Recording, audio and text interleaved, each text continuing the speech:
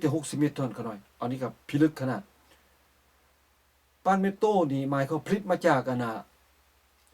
มักตาลต้นมักตาลเตี้ยเขาต้นปันมีดเตี้ยนะ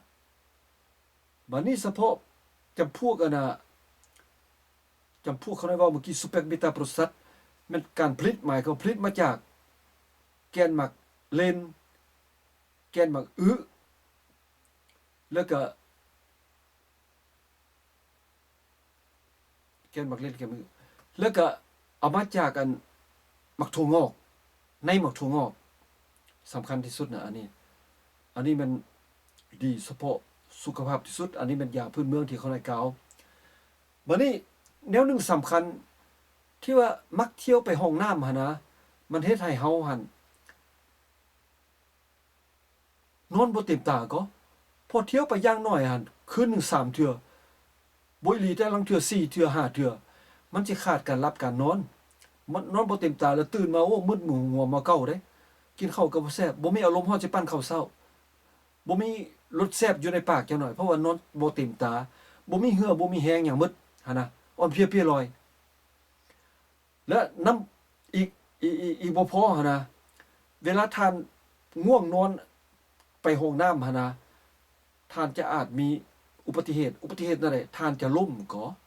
มันจะล้มบ่ล้มมันจะหัวต่ำหันต่ำนี่หั่นน่ะเพราะมันยังอยู่ในการง่วงนอนอยู่อันนี้เขาน้อยอยากเสนอในนี้ในเมื่อว่าเฮานอนผู้เดียวแล้วบ่ต้องอายเด้อเขาน้อยเด้อไส้ประเภทนี้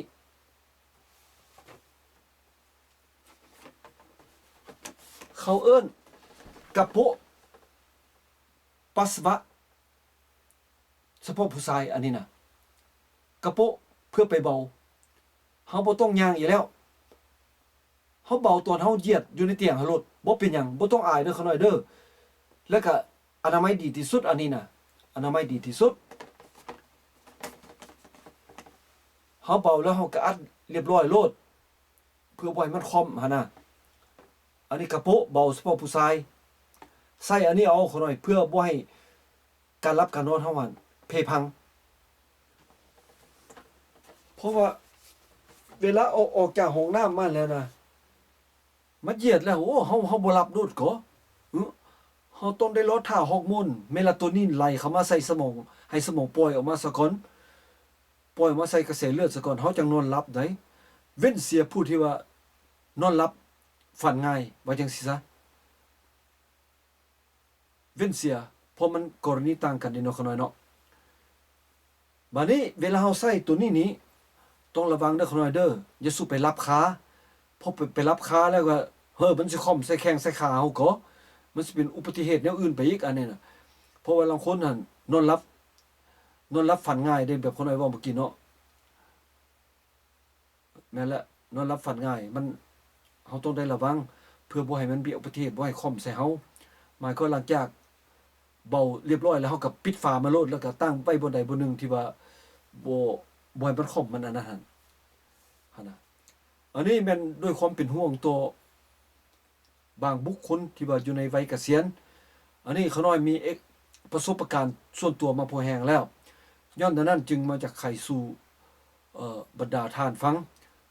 ถ้าว่าบ่เป็นผลประโยชน์ใหญ่ก็สิเป็นผลประโยชน์ต่อชีวิตประจำวันของแต่ละท่านถ้าว่ามีปัญหาแนวนี้นะถึงจะได้ก็ช่วยติดตามเขาหน่อยเด้ออยู่ทาง YouTube มันสิมีแนวใหม่เขาหน่อยก็สิซอกหาเหือหาแฮง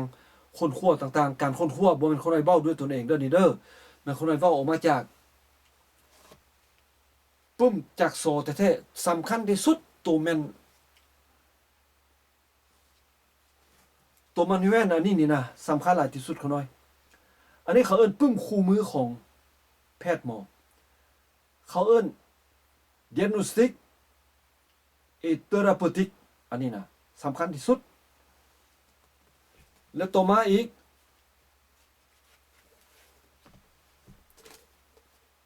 มันมีปึ้มหัวหนึ่งภาษาฝรั่งเขาเอิ้นvieillir en bonne santé c'est possible ภาษาลาวเฮาสามารถแปลได้ว่าแก่ชราพ พร้อมด้วยสุขภาพสมบูรณ์เป็นไปได้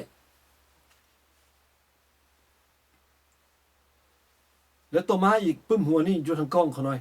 อันนี้เขาหน่อยค้นตลอดเพื่อว่าถึงว่าเฮาสิเฒ่าปานใดก็ตามเนาะเฮาอยากให้ความทรงจำเฮากลับคืนมาโอเคไว้เป็นคนหลงๆลืมๆหั่นน่ะถ้าเฮาบ่ออกแรงงานทางด้านสมองหั่นน่ะ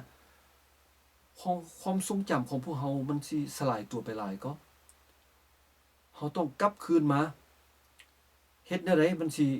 กลับคืนมาได้เฮาพยายามเฮ็ดเฮาสิอ่านปึ้มบ่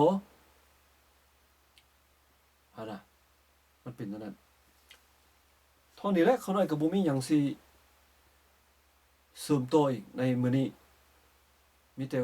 อวยพรให้บรรดาทุกท่านจงมีสุขภาพแข็งแรงและเฮาหันเสมอสบายดี